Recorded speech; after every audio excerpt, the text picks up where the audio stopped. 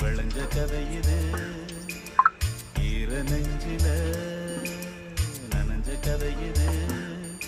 இது கதையானாலும் வெறும் கனவா போனாலும் ஒரு வரலாறு தான், வீர தாலாட்டுத்தான்.